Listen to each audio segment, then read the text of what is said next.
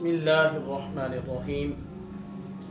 एक शरई मसला जो है वो आपकी गोश गुजार करना है।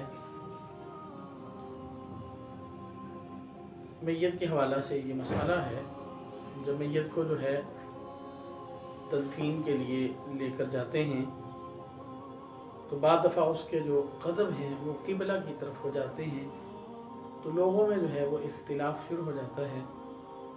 बाद लोग कहते हैं कि किबला की तरफ जो है उसके पाँव नहीं कर सकते।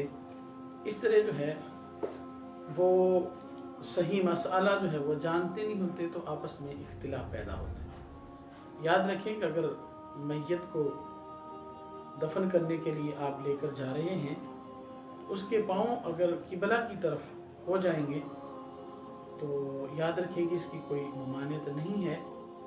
सर जो है उसका आगे होगा और पाँव जो हैं उसके पीछे ही होंगे। ये नहीं है कि किबला की तरफ अगर पाँव हो रहे हैं तो पाँव आप आगे कर दें और सर जो है उसका पीछे कर दिया जाए, इसकी ममानत है। बल्कि सर जो है उसका आगे रहेगा और पाँव जो हैं उसके पीछे रहेंगे, और इस हवाला से जो है वो मैयत पे जो है वो किसी किस्म का कोई गुनाह नहीं होगा। अल्लाह तबारक व तआला हमें शरई मसाइल को समझने और इस पे अमल करने की तौफीक